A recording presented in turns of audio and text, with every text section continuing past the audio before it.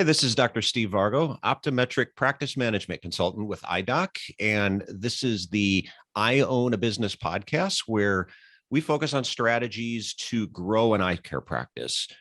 And what we'd like to do in this episode is have a candid conversation about the state of the industry and the future of the profession and even the economy, as we're hearing scary words like inflation and recession. And if we do enter a recession, what does that mean for the eye care profession? So I invited IDOC CEO Dave Brown on to talk through some of these issues. So hello, Dave. Hey, Steve, welcome. I really appreciate being asked to be on this podcast. I know you're doing great work here. There's been some great sessions prior to this one. So excited to kind of dive into it a little bit and chat about what's on my mind and your mind. Great. I appreciate that. And I'm anxious to get your thoughts from a CEO perspective, so to speak. So from your perspective, let's jump right in. If you could, I'd actually be curious to hear your perception of the current state of the industry. I think that's something that's on a lot of doctors' minds. You get a lot of different opinions on that. You put 10 ODs together in a room, there'd probably be 10 that say things are going great, or 5 that say things are going great, and 5 that say the sky is falling. So what's going well, Dave? What has, maybe talk about what's going well, but also what's going not so well in the industry. And maybe we'll start with the things that are going good, and then we'll move into the things that ODs are and maybe even should be concerned about. But what do you see as the bright spots in the profession right now? Yeah, I think that's well, good setup. We talk to a lot of our IDOC members, and I talk to a lot of them as well. And so you get insights, but I've been reading a lot, as a lot of folks have. So I think the best part is things are very healthy right now. They're healthy in the eye care industry. We obviously came back strong from COVID, but I hear very good things. And really one of the themes is technology and innovation and efficiencies.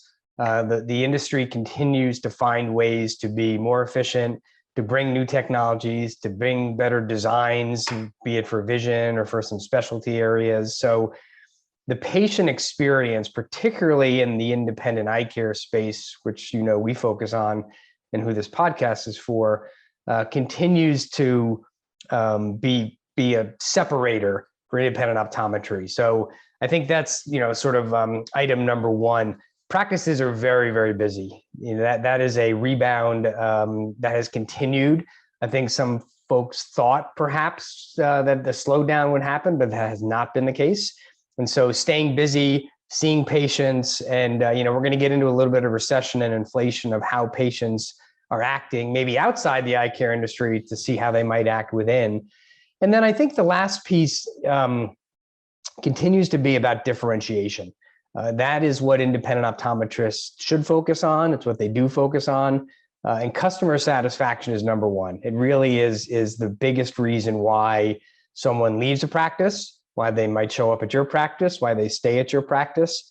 And it's something we focus on heavily at IDOC as well. As you know, we're the number one customer satisfaction among alliances. And we do that because you need that sort of satisfaction among your customers to continue to have them coming back. So I think things are very, very bullish at the moment in optometry with storm clouds on the horizon. But when I talk to members, they're busy, they're excited, the patients have come back, they're seeing new patients, overall very positive.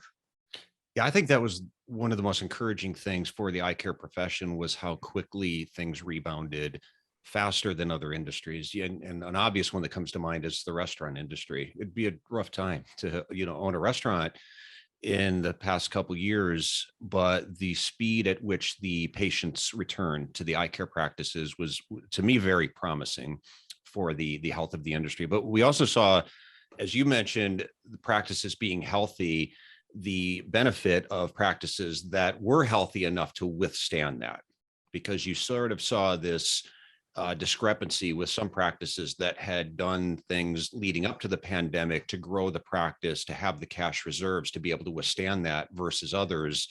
You really got caught. What's the saying? I want to keep it PG here, but when you're out in the water and the tide goes back out, and then, there's a saying there. I can't think of it right now, but you probably know what I'm talking about. What about the bad, Dave? There's, not everything is bright and optimistic, and the one comes to my mind immediately. I'm assuming it's something that you're probably aware of as well, but I'll ask you for your thoughts on that. Yeah, I think the big one, you're hearing it everywhere, not just in optometry, is labor shortage and hiring. It's just a huge issue out there, Steve. And, it's one that, Vision Council just came out with a survey from April 6th through the 13th. And I was just looking at that recently. And 83% of the respondents were independent private practice, and 44% said they had hiring issues. They could not find qualified applicants. And the other interesting piece was prospective employees were demanding more pay. And that gets into the inflation commentary, but it also gets into, it's sort of it's a buyer's market, right? Or a seller's market, I should say. The seller, meaning the person who's looking to sell their employment, they can ask for more. And I think that's an interesting question that doctors are going to have to ask themselves about. I remember somebody once said, I can't hire. And the person said, you need to amend that to say, I can't hire at what I'm willing to pay the talent. And I think that's an interesting thing that I would challenge independent owners to think about. Is oftentimes we think about, well, I'm not going to pay you that amount of money because that's going out the door. But what about what would come in the door? If you're understaffed, if you can't see as many patients, if your customer service goes down, is it really not worth paying another $1, $2, $3, $4 an hour potentially, or a salary or a benefit for that employee? And I think that's the challenge in these moments of, as you said, preparing for the future. And I think what you were referencing is when the tide goes out and you're not wearing anything, right? That's what you have to be careful about. So you want to make sure that you are setting up your practice to succeed. The rising labor costs are a reality. That's a tough one. But, we'll talk a little bit about the sentiment around the practices. And, 79% in the Vision Council survey said they expect their financial health to be about the same or better in the future. So it's this interesting dichotomy of how a business owner thinks about the short term and the long term. Yeah, it's definitely an adjustment that most practices are having to make. And, there was hiring issues before the pandemic. That was the challenge before, and it's just escalated since the pandemic. And certainly the issue of labor shortages and people wanting more pay and higher levels of attrition and lower levels of retention in the practice have made it challenging. And I've seen practices go both ways with this. Some say we're going to up our payroll, and because it's what we have to do to continue to grow the practice and grow profits. And I've seen other practices scale back and acknowledge that instead of operating with 8 employees, we're going to operate with 6, but we're going to change some things. Maybe we're going to focus on a specialty. Maybe we're going to drop a vision plan. We're going to focus more on the individual patient. Either one can work, and it's really your own strategic decision that you make there. But it's forced a lot of practice owners as well to be better leaders in the practice and better bosses, because now all of a sudden you don't have that line of people waiting to get into the practice to work for you. So you've got to focus on being the best boss you can be, both from the standpoint of retention. It's not a good time for people to be leaving your practice, especially good employees, but the other one is just productivity as well. Sometimes you've got to get more productivity out of 6 people where you had 8 before. So it's really forced a lot of practice owners to take a good look at their own leadership abilities.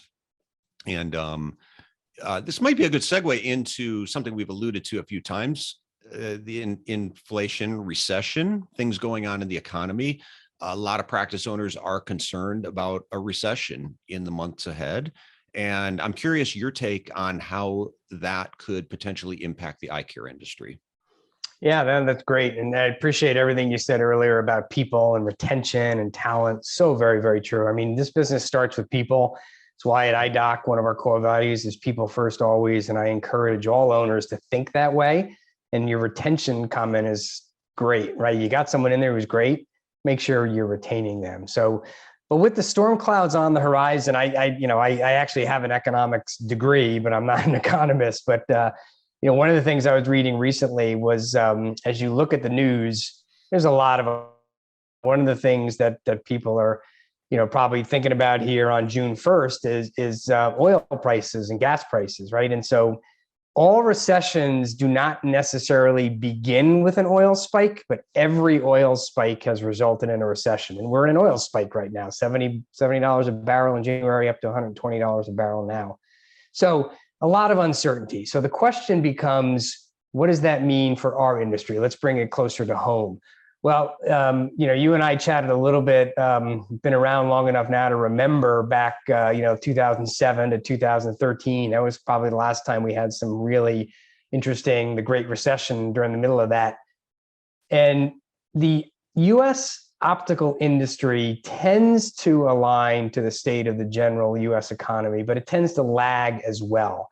And it's also the declines that happen are not as severe in this industry. And we all know the reason why. People need to get their eyes checked. Their vision changes. People have to come in.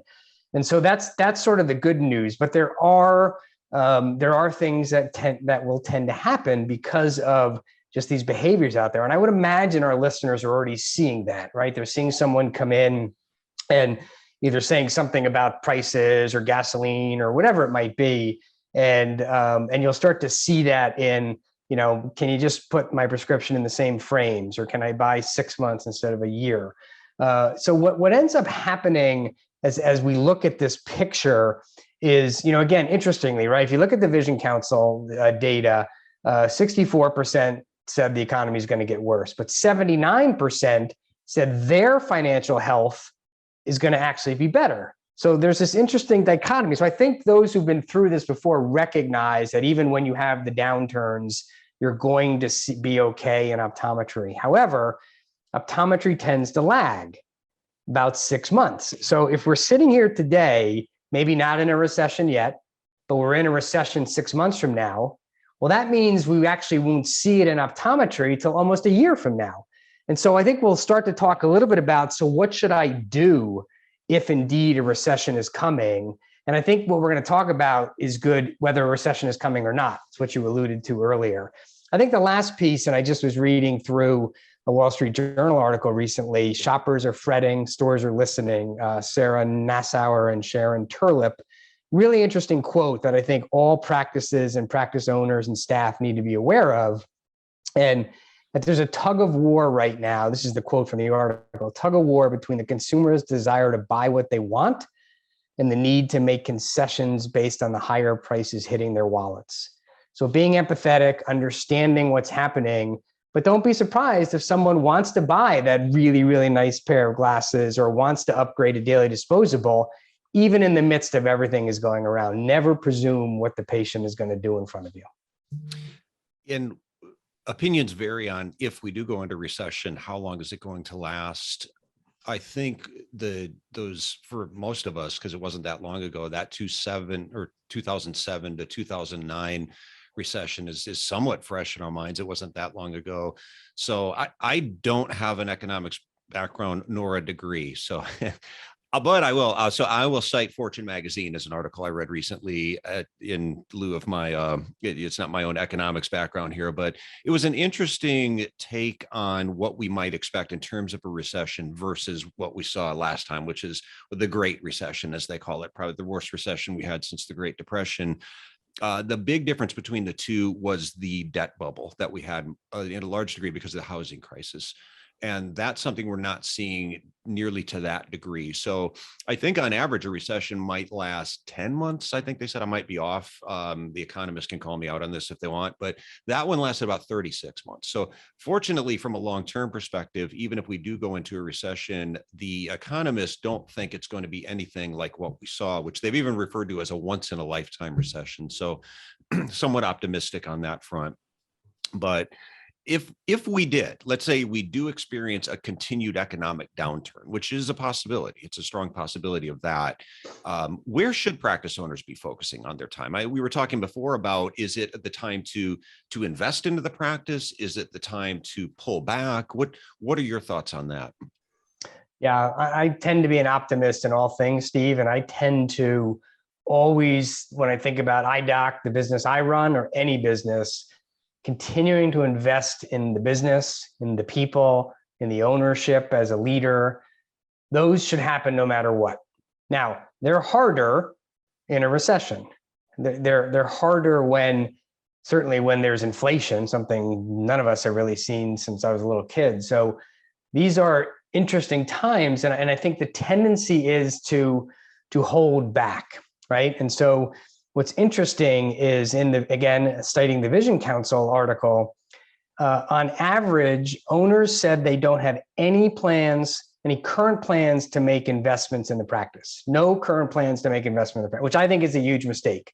I think that this is absolutely the time to invest more in a practice, or invest, as you said, in different things or different focusing in terms of what you're working on. But not everybody's going to do that. It's human nature. So you stand yourself apart when you do invest in other things, or bring new ideas into the practice, or find new ways, new efficiencies, new technologies that we spoke about. All these things, I believe now is the time to do that. And it's interesting, right? Again, you go back and 79% of the respondents said they think the financial health of the practice is going to be about the same or better.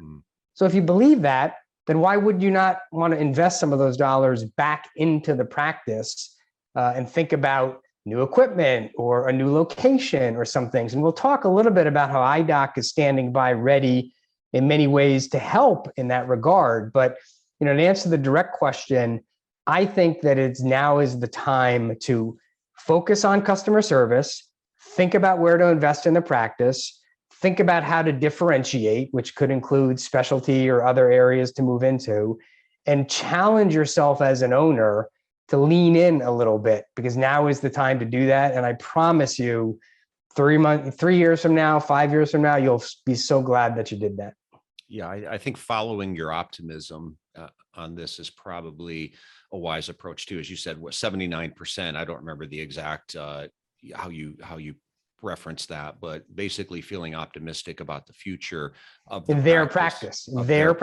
Yeah. So knowing that even as we see these dips, which are very normal, I mean, recessions are normal. They almost have to happen. So again, I think some people might be gun shy having gone through the 2007 to 2009, but I don't think that'll be the same according to what I've read from economists. And I think when you get into these hesitancies to invest into the practice, there's two factors there. One is just financial aspect and feeling like, do I hang on to my money right now? But the other is time as well. And same thing we were talking about before. If you've got that, to my example, a practice that needs 8 employees that only has 6 has a doctor in it that's feeling a little bit overwhelmed, doing a lot of the work of those 2 missing employees that he or she is unable to find. So from a time perspective, I know that's an area that IDOC has leaned into, trying to better understand that and not just provide guidance for doctors, but be able to connect with those doctors that say, I don't have time to do this. I need somebody else to do it. So that's IDOC Services in a nutshell. So tell us a little bit about that as well. Yeah, super setup, Steve. So there's 3 areas that are critical, and there's 4 services that we are, and they're all critical. One is HR. So we have a lot of HR ability. You're a consultant and you speak highly and talk to our members about leading and being better leaders. And we've got a lot of HR capabilities for a practice to help. So that's number 1, and that comes with dues. We've added what we call fee for services in financial, in frames and inventory, and in marketing. So very briefly, in the interest of time here, but on the financial side, you said something interesting, right? A lot of practices don't really know what their financial situation is. When they say that they're going to be about the same or better, they're simply looking at who's coming through the door. Well, with IDOC books, we actually take over the closing of the books, but even more so, we will put benchmarks together to help the doctor understand how he or she fits against the rest of the independent doctors out there. We've started doing that with practices, and in every instance have found something that was incorrect in the books, which has been helpful for the practice. Frames and inventory, huge issue. Inventory turns, the cash sitting there in frames. So this is a turnkey program where we will come in and take this over. So you talk about time, you talk about concern with employees or turnover. This is something that IDOC takes over, and we take it over forever, and great peace of mind from that perspective. And so we call that our optical services. And then marketing is the one, again, where this is the time to spend some marketing dollars because nobody else is. So you differentiate yourself and your practice becomes even more known. And your patients that were coming to you come even more, buy more when they see you, or start using your specialty services. So it's a big part of where we've moved our efforts, and we think the timing is perfect as well, launching in the midst of the need for help, the need for information, and also the need for more time. We encourage you to take a look at the IDOC services that we're offering to help you as an independent owner.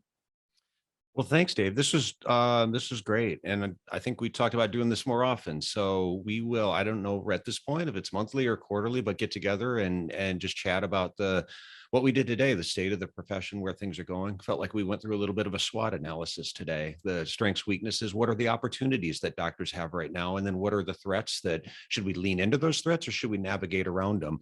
But, I think it's good for doctors to hear this and look at trends. I always say you don't have to like trends in the industry, just don't ignore them. And I think I heard that somewhere else, maybe even from you.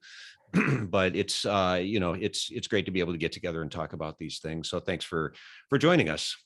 I enjoyed it immensely. Look forward to doing it again. Awesome. So until next time, this is Dr. Steve Vargo with IDOC CEO Dave Brown. And if you want more information on IDOC, just go to www.idoc, that's IDOC.net. And thank you. Until next time.